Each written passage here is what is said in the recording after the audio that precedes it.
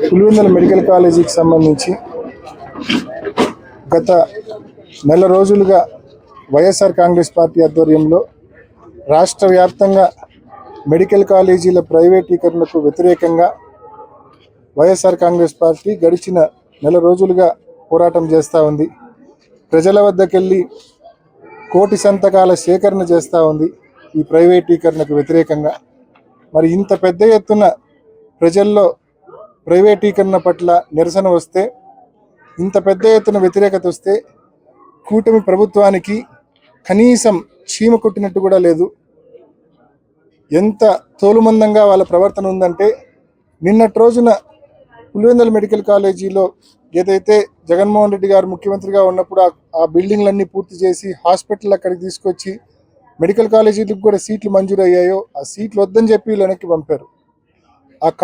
ఆ మెడికల్ కాలేజీలో ఆ హాస్పిటల్లో అత్యాధునికమైన ఎక్విప్మెంట్ను జగన్మోహన్ రెడ్డి గారు అప్పట్లో మరి పర్చేస్ చేయడం జరిగింది. ఆ గవర్నమెంట్ పర్చేస్ చేయడం జరిగింది.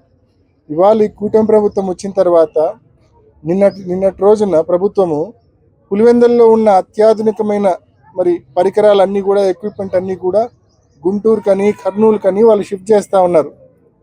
అంటే నేను అడుగుతా ఉన్నా, ఇంత ఘోరమా?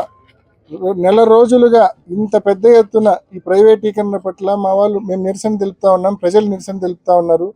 దానికి మీరు స్పందించకపోగా మళ్ళీ పులివెందుల మెడికల్ కాలేజీలో, పులివెందుల ఆసుపత్రిలో, మెడికల్ కాలేజీకి సంబంధించిన జీజీహెచ్లో, గవర్నమెంట్ జనరల్ హాస్పిటల్లో ఉన్న పరికరాలను కూడా, అత్యాధునికమైన పరికరాలను కూడా ఇక్కడ నుంచి మీరు షిఫ్ట్ చేసి వేరే చోటికి షిఫ్ట్ చేస్తూ ఉన్నారంటే ఈ ప్రాంతం పట్ల, ప్రజల పట్ల ఎంత నిర్లక్ష్య వైఖరితో మీరు ఉన్నారని చెప్పడానికి ఇంతకంటే వేరే ఉదాహరణ అక్కర్లా.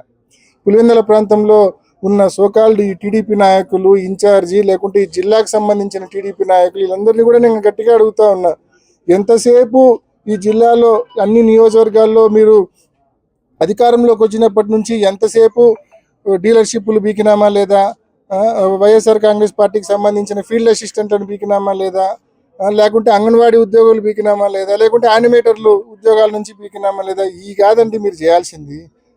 వైఎస్ఆర్ కాంగ్రెస్ పార్టీ కార్యకర్తలను హరాస్ చేయడం ఇది కాదండి మీరు చేయాల్సింది. ఇట్లాంటి చేతనైతే 4 మంచి కార్యక్రమాలు మీరు చేయాలా. మెడికల్ కాలేజీ ప్రైవేటీకరణ ఆపే దిశగా మీరందరూ కూడా పోయి మీ ప్రభుత్వంతో కొట్లాడాలా. ఆ పని చేయరు. ఇవాళ పులివెందుల మెడికల్ కాలేజీలోని పరికరాలు షిఫ్ట్ కాకుండా మీరందరూ పోయి గొడవ పడాలి ప్రభుత్వంతో. ఆ పని చేయడం లేదు. ఎంతసేపు మా కార్యకర్తలను హరాస్ చేయడం 16-17 నెలలుగా మీరు చేసింది అదే. ఇప్పటికైనా ఇటువంటి ఆస్పెక్ట్స్ అన్ని పక్కన పెట్టి, హరాస్మెంట్ కార్యక్రమాలు పక్కన పెట్టి పనికొచ్చే పనులు చేయండి. పులివెందుల అభివృద్ధి